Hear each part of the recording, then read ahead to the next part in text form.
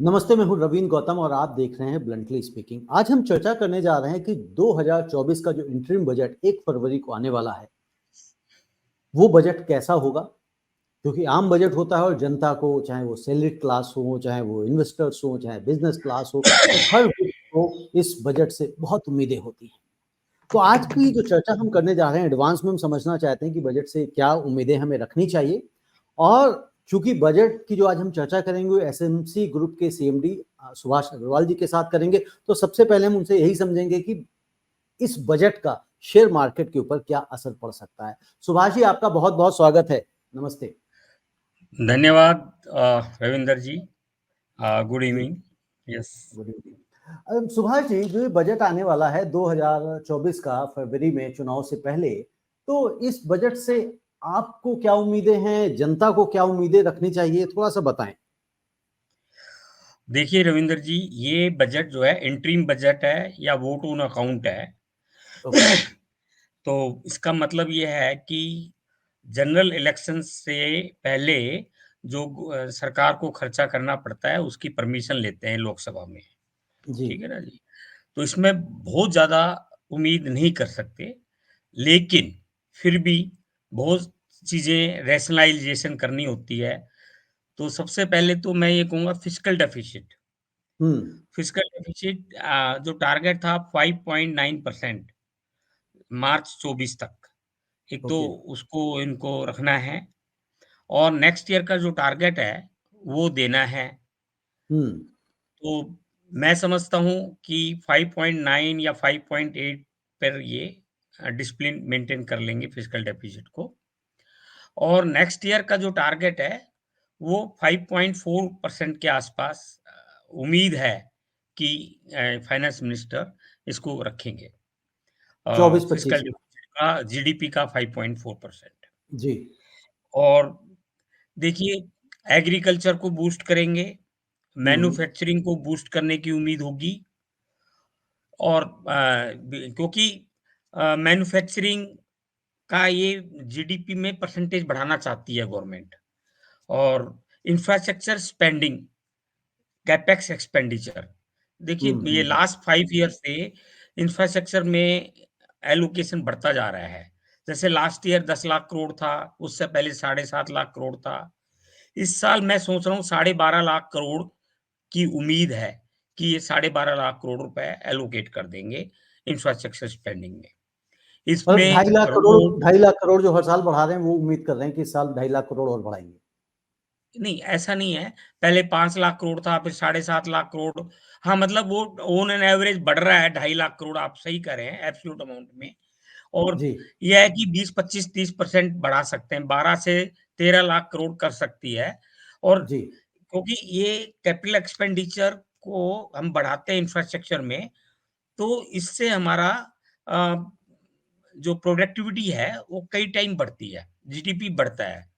तो हम्म। अच्छा, और इसमें जो कैपिटल एक्सपेंडिचर जो बढ़ता है, इसमें रोड पे फोकस करते हैं, रेल पे फोकस करते हैं, पावर पर फोकस करते हैं, पोर्ट पर फोकस करते हैं, एयरपोर्ट पर फोकस करते हैं। तो इनमें एलोकेशन सब में बढ़ जाता है।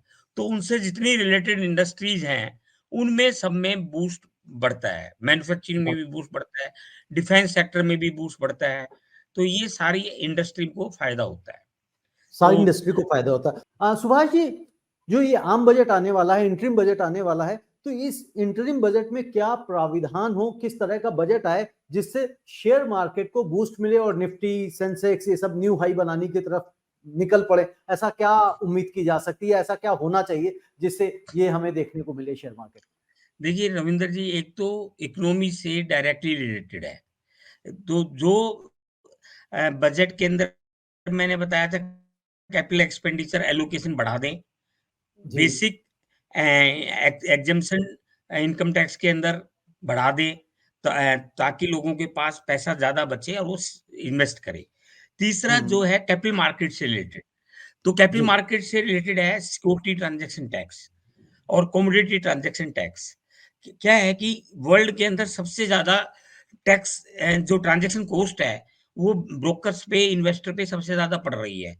Direct okay. ट्रांजैक्शन कॉस्ट है, स्टैम्प ड्यूटी है, ब्रोकरेज है, एक्सचेंज के खर्चे हैं, सेबी के खर्चे हैं, स्टैम्प ड्यूटी, बहुत सारे खर्चे मिला के ये ट्रांजैक्शन कॉस्ट को बढ़ा देते हैं। तो इसमें रिडक्शन होना ज़रूरी है। एक capital gain, long term capital gain के अंदर रेट कम होना चाहिए। हम्म। इंटरेस्ट रेट जो कॉर्पोरेट के अंदर जो अभी 15% नए कॉर्पोरेट में है, वो 15% है। 2024 2025 तक उसको 1 साल के लिए एक्सटेंड कर दें। सनसेट क्लोज जो 15% कॉर्पोरेट टैक्स के ऊपर लगता है, इनकम टैक्स, उसको 1 साल और कम से कम एक्सटेंड कर दें, है ना? और रैशनलाइजेशन ऑफ जीएसटी, तो जीएसटी के कुछ रेट बहुत ज़्यादा हैं, उसको ठीक कर दें। तो ये कॉर्पोरेट्स की और इस तरह की जो डिमांड है, इससे मार्केट में बूस्ट मिलेगा, शेयर मार्केट इससे में। मार्केट में बूस्ट देखने को मिल सकता है। सुभाष जी, जिस तरह का भी हम बजट आप बात कर रहे थे, बड़े सारे सेक्टर्स की बात करी, तो क्या पर्टिकुलर सेक्टर्स की अगर हम बात करें, हमें शेयर मार्केट में क्या बूम देखने को मिल सकता है, स्पेशली मतलब ये बजट के आसपास जो एक दो दिन रहती है ट्रेड? देखिए, जो इंफ्रास्ट्रक्चर रिलेटेड इंडस्ट्रीज हैं, जी। क्योंकि ये ऑलमोस्ट गवर्नमेंट की थिंकिंग जो लग रही है, वो कैपिटल एलोकेशन बढ़ेगा। जो 10 लाख हम्म। करोड़ इंफ्रास्ट्रक्चर के अंदर एलोकेट किया था, वो 12-13 लाख 14 लाख करोड़ कर सकते हैं। तो इससे जितनी कैपिटल एक्सपेंडिचर से रिलेटेड इंडस्ट्रीज हैं, इंफ्रास्ट्रक्चर से रिलेटेड हैं, पावर से रिलेटेड है, वो सारी इंडस्ट्री के अंदर बूस्ट मिलेगा। मैन्युफैक्चरिंग के अंदर इंडस्ट्री के अंदर बूस्ट मिल सकता है। पीएलआई ये बढ़ा दें, कई सेक्टर को कवर कर दें।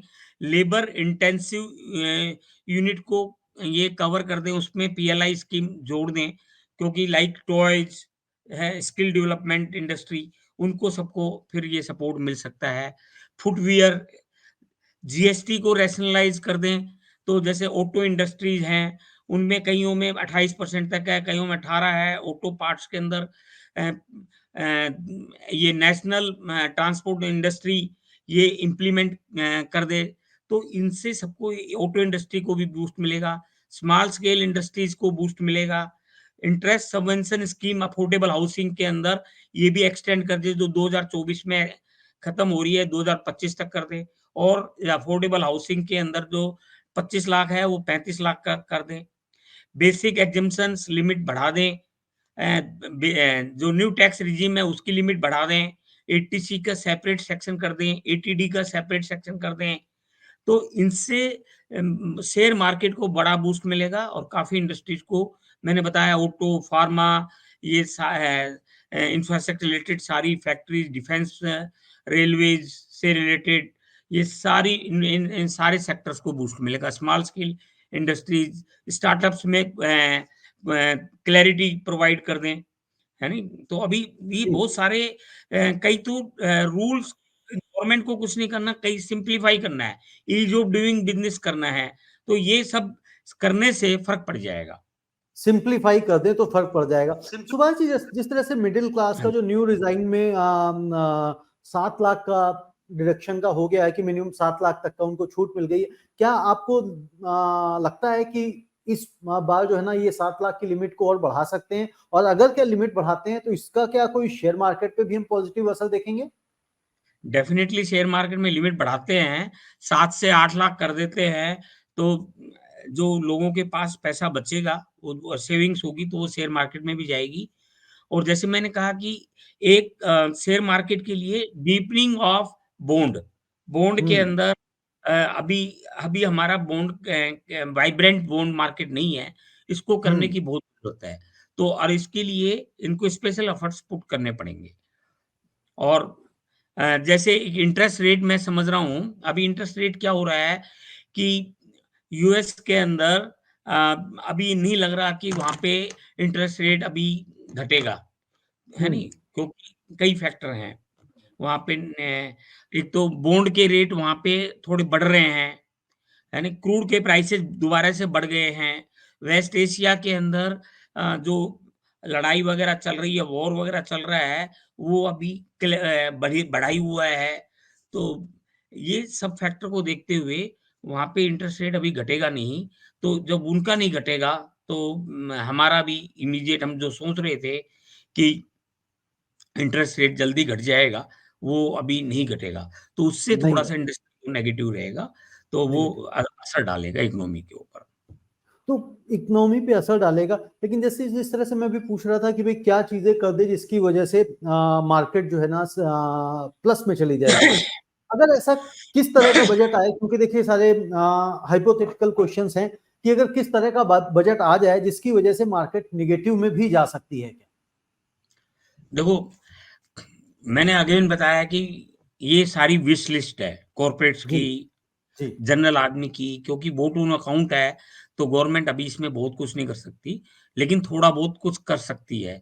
तो जैसे फिस्कल डेफिसिट इसको बैलेंस करेगी, ग्रोथ और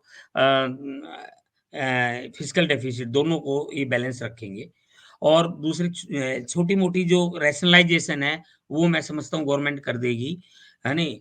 लेकिन गवर्नमेंट के हाथ में अभी वोट ऑन अकाउंट की वजह से नहीं है, लेकिन जैसे अभी 3-4 स्टेट में इलेक्शन में जीते हैं और आज जैसे लगा है कि वो बिहार के अंदर एनडीए की गवर्नमेंट बन गई है और तो इससे फाइनेंशियल ईयर 2024 में जनरल इलेक्शन में बीजेपी विल बी देयर, काफ़ी बड़े चांसेस हैं और स्टेबिलिटी इसमें रहेगी, पॉलिटिकल स्टेबिलिटी रहेगी और एक अच्छा बजट आफ्टर इलेक्शंस हम उम्मीद कर रहे हैं, जो मैं सारे पॉइंट हैं, जो विश लिस्ट है कॉर्पोरेट की, वो सारे कंसीडर होंगे, तो मार्केट लॉन्ग टर्म में तेज़ी रहेगा और अभी इमीडिएट में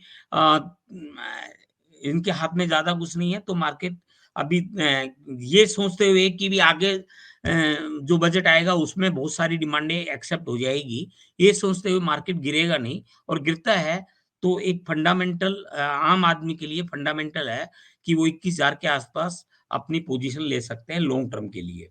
लॉन्ग टर्म के लिए। टेम्परेरी मार्केट 21,000 को भी तोड़ सकता है, मैं ये नहीं कह रहा 21,000, लेकिन वो वापस आने में मदद रहेगी और ये 21,000 का लेवल यदि मिलता है, तो बहुत बढ़िया लेवल है, यहाँ पे बाइंग बनती है। ठीक।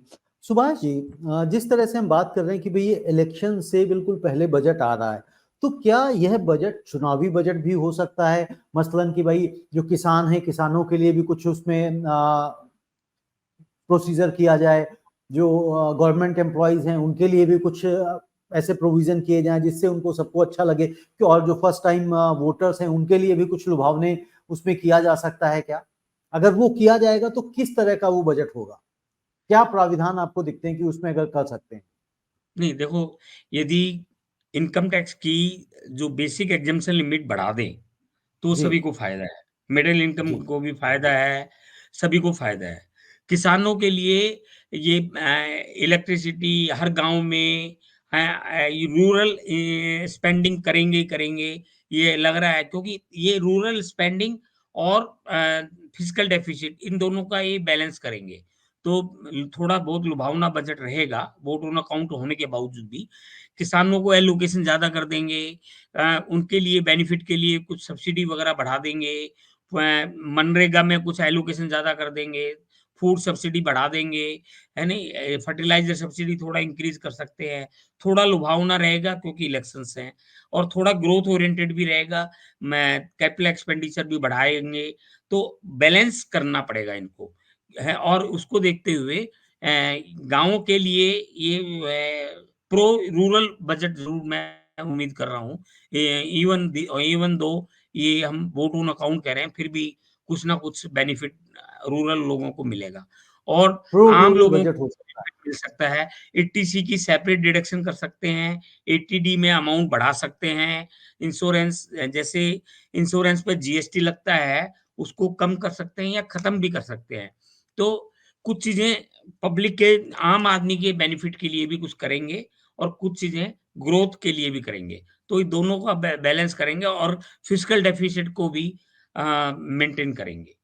तो मैं मेंटेन समझता करेंगे। हूँ ये बैलेंसिंग बजट धन्यवाद सुभाष जी, आपने जो ओके जानकारी दी जी, है, मैं ओके। समझता हूँ जो इस प्रोग्राम को सुन रहे हैं, उनको बजट से क्या आशाएँ करना चाहिए, वो जानकारी मिल गई है।